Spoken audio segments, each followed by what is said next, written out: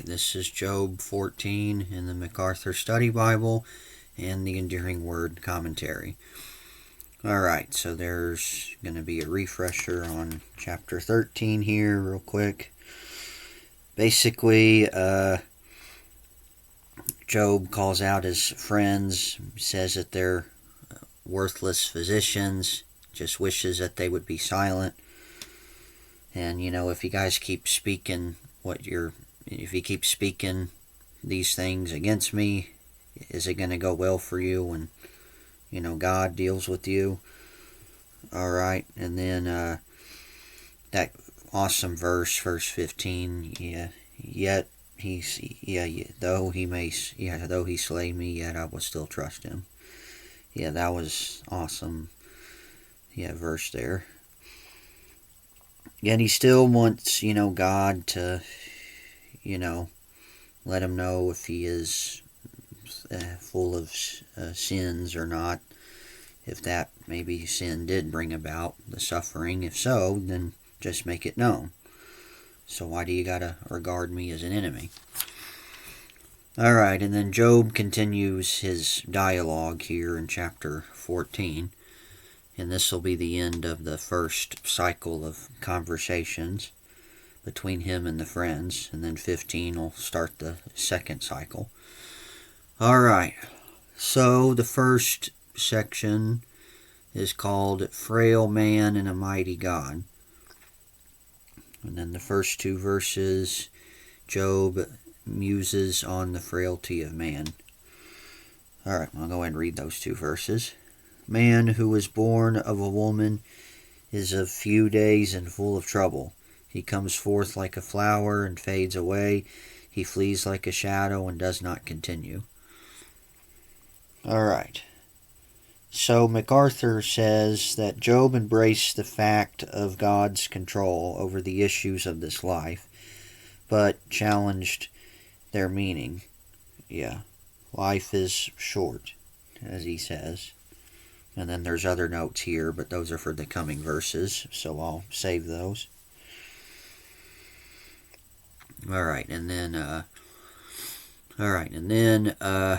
Endearing Word says that man is born of a woman, is born a few days and full of trouble.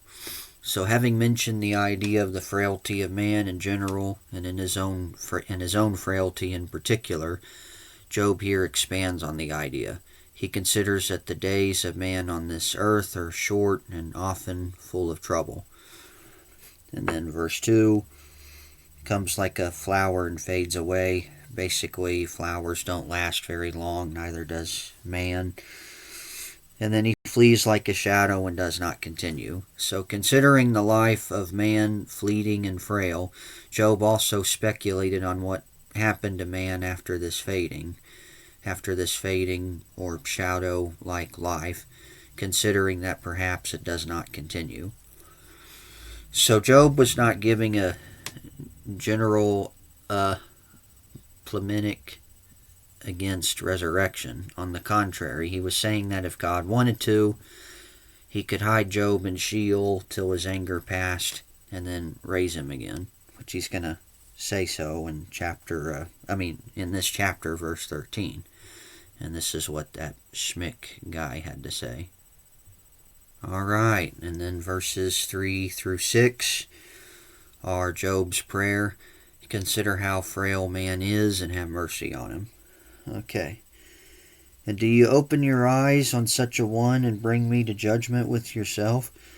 Who can bring a clean thing out of an unclean? No one, since his days are determined, the number of his months is with you.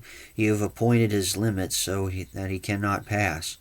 Look away from him that he may rest, till like a hired man he finishes his day. Okay. So in the first two verses, talking about how life is short, man doesn't last long. Yep. And then Endearing Word says about verse 3, do you open your eyes on such a one and bring me to judgment with yourself? So Job here applied his previous thoughts on the fleeting and frail nature of humanity to prayer over his own situation. Basically saying this: God, you see that I am the rotting one, the moth-eaten garment, as he said at the end of chapter 13, the fading flower and the fleeting shadow, so look upon me in mercy. So I'm fading away, so can't you save me? Alright. And I think there's actually a worship song by Casting Crowns called Who Am I that actually probably references verse 2, where in the chorus it says, I am a flower quickly fading, here today and gone tomorrow. Probably gets that from, probably that comes from this verse, from verse 2, of man fading away like a flower and whatever. Yeah, but Job is fading away, or it seems like it in his own situation, so can't God have mercy on him and do something?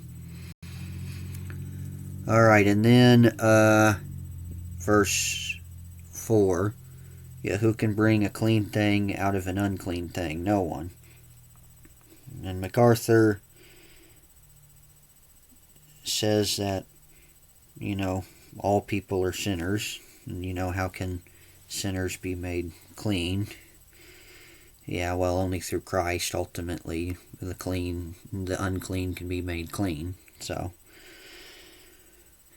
and then Enduring Word says that Job despairs that perhaps God demands something of him that he is unable to be or do. If God demands perfect cleanness before he will relieve Job's affliction, then Job knew that he can never meet that standard.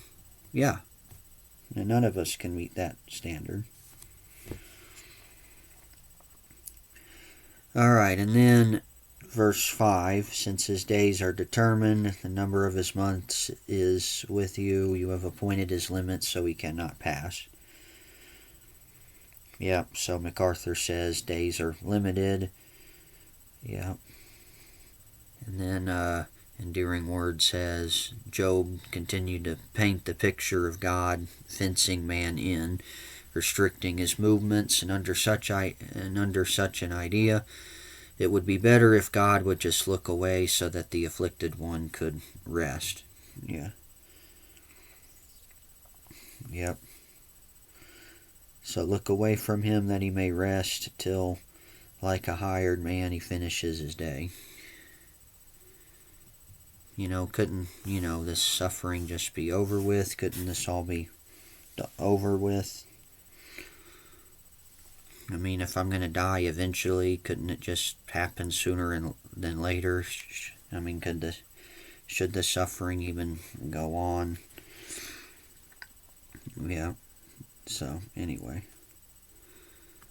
Can I just have a little bit of rest? Yeah, maybe.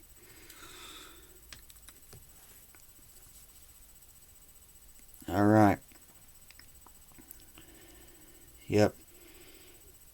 So in light of all this, Job asked God for a little grace instead of such intense judgment, and a little rest from all of his pain. Yeah, that was verses 3 and 6. Can you just give him, basically Job saying, can you just give me a break? Yeah, can you just stop this suffering? I mean, does this really have to go on if I'm fading away anyway? So why should this be prolonged if I'm going to die at some point anyway?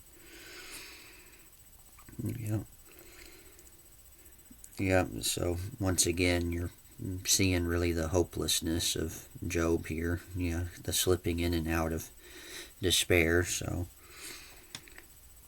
alright. And then, verses, and then this other section at the beginning, Job's meditation of what lies beyond this life. Alright, verses 7 through 12, Job considers the idea that man does not live beyond the grave. Alright, verse 7 through 12. For there is hope for a tree, if it's cut down, then it will sprout again, and that its tender roots will not cease. Though its root may grow old in the earth, and its stump may die in the ground, yet at the scent of water it'll bud, and bring forth branches like a plant. But if a man dies and is laid away, indeed he breathes his last, and where is he? As water disappears from the sea, as river becomes parched and dries up, so man lies down and does not rise, till the heavens are no more. They will not awake, nor be aroused from their sleep. All right. And so MacArthur summarizes these verses that, life is short, all people are sinners, days are limited, and now comes death for the man. Yep. And in verse 7, he was suggesting that a tree has more hope than he does. A tree will basically come back to life pretty much when he's in the grave. I guess it's all over. Even though, of course, that's not true, though, especially if you're in Christ. When you die, it's just the very beginning of going to be with Christ. Yep. So, yeah, you go to, heaven. Yep. Yeah. But anyway. Alright. And then, enduring word has to talk about verse 7 here. For there is hope for a tree. So Job here observed that there's some sort of resurrection in the world of trees and plants, and new life can sprout out of an old stump. Yes. So there's basically resurrection for trees. Yep. Plants. Yeah, even if one dies, you'll have one that grows and comes alive. All right. And then verses 8 through 9, he pretty much continues to talk about, the plants coming alive again, or tree, especially when there's water around. Yep. All right. But if a man dies, is laid away. So as far as Job could see, death ends the existence of man, and after death, a man simply just disappears, and where is he? And as Job thought about it, it all just seems so unfair. Why should a tree have better hope of resurrection than a man? Yeah. Yeah, even though, of course, he really doesn't have understanding of what happens in the very end. That if you are in Christ, if you know God as he does, since, if God declares you righteous, then obviously when you die, you're going to go be with him in heaven. But probably in his despair, he just also doesn't see any hope even after he passes on. So, so probably once again, probably this is just out of the despair, just that he just feeling there's no hope in this life or beyond. All right. So, and then verse 11 is water disappears from the sea, a river becomes parched and dries up. Yeah.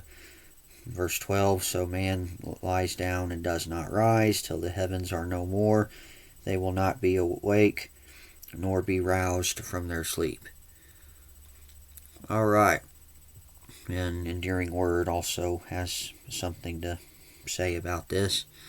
So we come to another place in the book of Job, reflecting the shadowy and uncertain understanding of the afterlife. And we could say that Job was wrong in his understanding of the afterlife. Yes, obviously.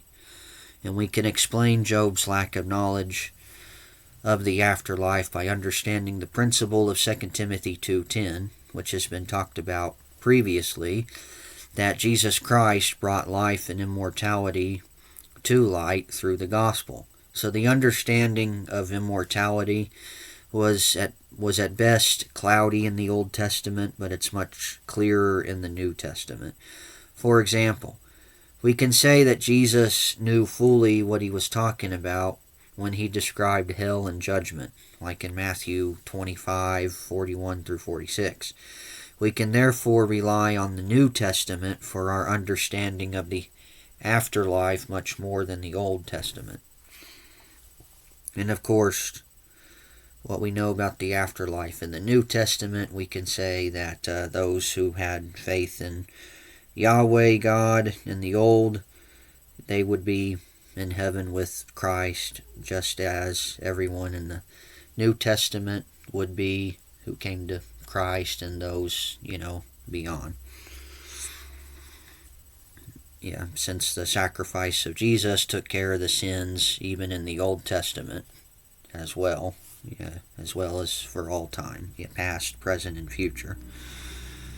And we also understand that this does not in any way take away from the truth of the Bible in the book of Job. So what is true is that Job actually said this and actually believed it. The truth of the statement itself must be evaluated according to the rest of the Bible. Yeah, so Job believed that there was pretty much no hope and that once you die, that's it. So he did believe that this was true, or maybe he was just saying this out of despair. Maybe. Yeah, but this does not mean that there's an error in the Bible just because you have this guy saying this thing that's clearly not true. Yeah, there's no error. Because Job actually thought that this was true. And then later, God actually challenges and corrects Job's presumptuous assertions regarding the afterlife, and reminding Job that he did not in fact know what life after death was like. Yeah, that's Job 38. So God corrects Job on this understanding. Yeah. Yep. But at the same time, in verses 13 through 17, Job longs for the grave, but he hopes for something beyond.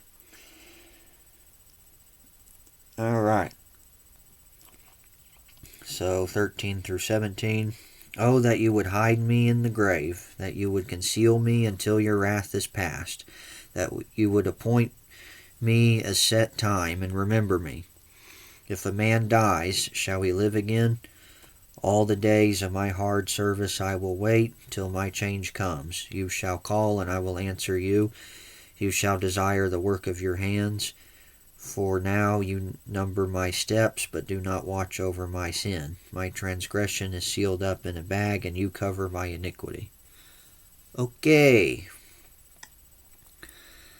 So, verse 13, Job says, oh, that you would hide me in the grave, that you would conceal me until your wrath is past. Yeah. So Job, this is endearing word still. So Job didn't know much about the condition of man after death, but he supposed and perhaps hoped that it was better than his current misery, which it definitely is, especially for him because he is a righteous man before God, so it definitely would be much better. Yeah. And yet Job's general uncertainty is reflected in this question here. If a man dies, shall he live again? And then this Morgan guy says this. It was a tremendous question, but let us remind ourselves that there's no answer to it, save that which came to men through Jesus Christ and his gospel. And Paul said, it is he, 2 Timothy 1:10 again, or actually 2:10. I think that's a typo there. Yep. So Paul said it is he, Jesus, who brought life and immortality to light through the gospel. So this question, if man dies, shall he live again? This question was answered by Jesus. So there is so, and that is so completely, and that so completely as to leave room for no doubt. Yeah, the question answered so completely as to leave room for no doubt, according to this Morgan guy. Yep, if you are in Christ, when you die, you will live again with him in heaven. Amen. Yep, there's the answer. All right. And then verse 14, all the days of my hard service I will wait till my change comes. So Job looked for the change he hoped death to bring, that at least it would relieve him of his present agony here. And three glimpses of this glorious change were seen. One, in Moses' face. Two, in Christ's transfiguration. Three, in Stephen's countenance when he stood before the council. Such a change as this is well worth waiting for. And we also wait for our change to come. 1 Corinthians 15:50 through 53, we shall be changed into immortality at the resurrection, getting our glorified bodies. When we see him, we will become like him. 1 John 3:2, our bodies will be gloriously transformed. Philippians 3:21, David was confident that he would be changed into God's likeness. Psalm 17:15. And at the same time, there are going to be some things that will not change for the believer when they go to heaven. One, a Christian's purpose and priority of life does not change. Two, a Christian's identity does not change. Three, a Christian's companions will not change very much. Okay. And as we're waiting for that ultimate change when we will be glorified here on earth, we're being changed every day through the Spirit, becoming more and more like Jesus, being sanctified. So you will have those changes leading up to the ultimate change, going on in the life of the Christian. Yep. All right, and then 15, you shall call and I will answer you. You shall desire the work of your hands. So Job here hoped for a restoration of relationship with God after death, since he no longer really hoped for a restoration during this life. Now we see the tension, perhaps confusion in Job regarding the afterlife, to say, you shall call and I will answer you, you desire the work of your hands, is more hopeful and positive than his previous statements. Basically hoping for a restoration after death, being restored, his relationship with God being restored after death, but not expecting it in this life. For now you number my steps, but do not watch over my sin. My transgression is sealed up in a bag, and you cover my iniquity. So 16 through 17. So Job prayed these words not only because he desperately wanted God to not judge him according to the full measure of his sins, but he also wanted Zophar and the others to hear that Job did in fact know that he was a sinner and he was not perfect, as Zophar accused Job of in chapter 11. My transgression is sealed up in a bag. All right, and then Clark says this. This implies two ideas. One, Job's transgressions were all numbered. Two, not one was passed by. Two, they were sealed up so that none of them could be lost. These bags were indifferently sewed or sealed, the two words in the text. All right, and then MacArthur gives a summary of all of these verses here. So Job asked to die and remain in the grave until God's anger was over, and then be raised to life again when God called him back. And if he were dead, God wouldn't be watching every step counting every sin, it would all be hidden. Here was the hope of resurrection for those who trusted in God. Job had hope that if he died, he would live again. Yeah. Okay. All right, and then verses 18 through 22. Job considers the limitless power of God and despairs. All right. So you destroy the hope of man. Yeah. Oh, that's actually verse 19, sorry. But as a mountain falls and crumbles away, as a rock is moved from its place, as water wears away stones, as torrents wash away the soul of the earth, so you destroy the hope of man. You prevail forever against him, and he passes on. You change his countenance and send him away. His sons come to honor, and he does not know it. They are brought low, he does not perceive it, but his flesh will be in pain over it, and his soul will mourn over it. All right, and MacArthur sums this up. Job returned to his complaint before God, and he reverted to a hopeless mood, speaking about death as inevitable and causing separation, and he was painfully sad to think of it. All right. And then verse 19. So you destroy the hope of man. Well, that's at the end of verse 19. So Job pictured a great mountain crumbling away, or a flood sweeping away great tracts of earth. That was 18 and 19. He considered that this illustrated the way that God sweeps away the hope of man. And the idea is that when God sets himself against a man, there's nothing that man can do. God will prevail forever over him, and he passes on. In Job's poetic outpouring in chapter 14, in the middle of the poem, he gives his glorious confidence in the resurrection. But yet the poem ends back in despair. So you destroy the hope of man.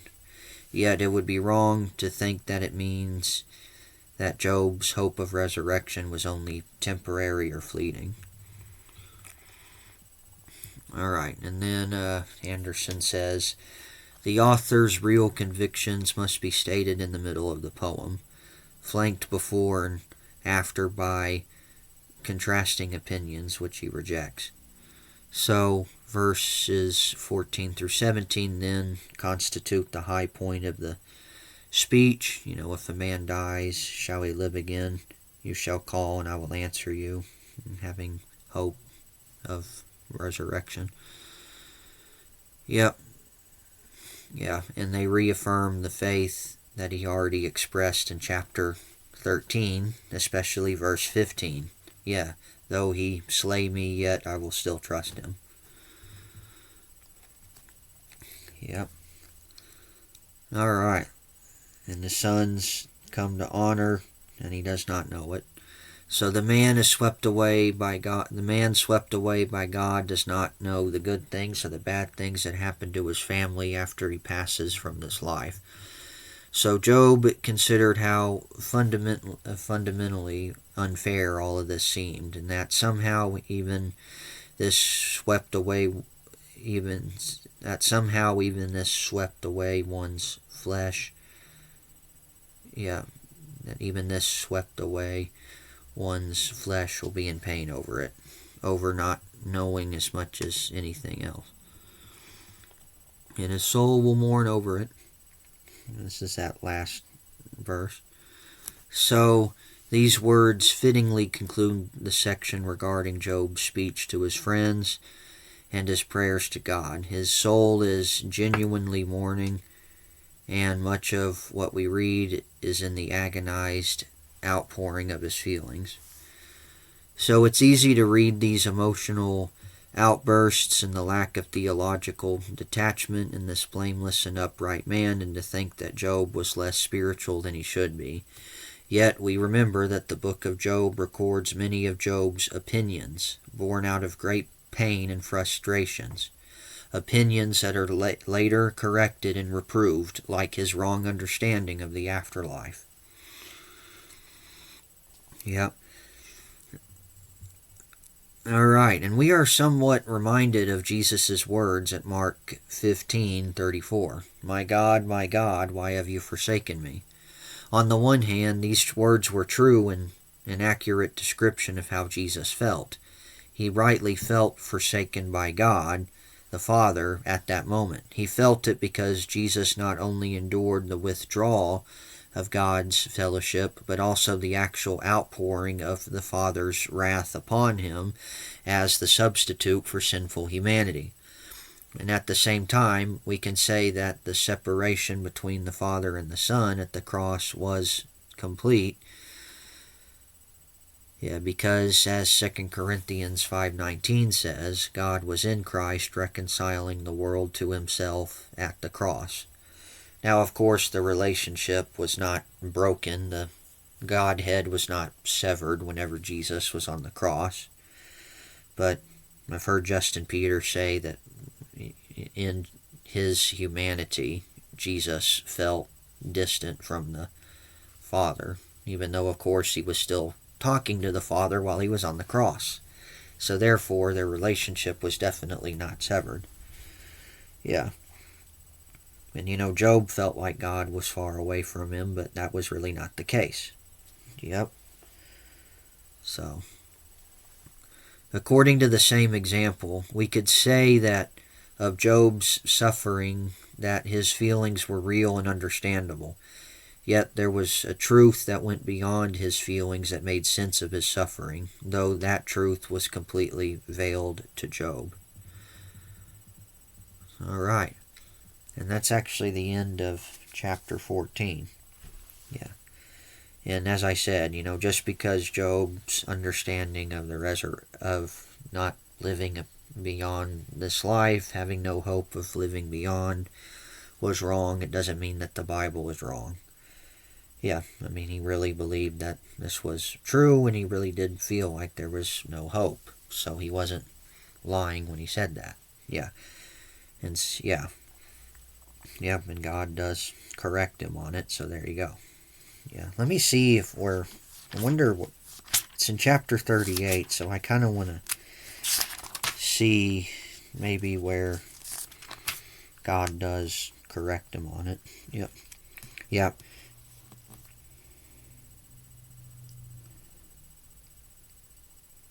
So, it looks like verse 17 here. Have the gates of death been revealed to you? Have you seen the doors of the shadow of death? Have you comprehended the breadth of the earth? Breadth of the earth. Tell me if you know this. Yeah. That really you got no understanding of death or beyond death. So I guess it's rebuking his understanding of maybe there's no hope beyond death. Well, how would you know? You haven't died yet. So, how would you know what happens after death if you haven't tasted death yet? So, yeah, how would you know? All right. So there you go. All right. Well, Lord willing, I'll get to chapter 15 where Eliphaz speaks the second time to Job. And it just seems as though it's just going to keep getting intense, and the friends are just going to become more and more frustrated with him. All right, but until then, may God bless you in the grace and mercy won by Jesus, the love of God, and the fellowship of the Holy Spirit be with you all.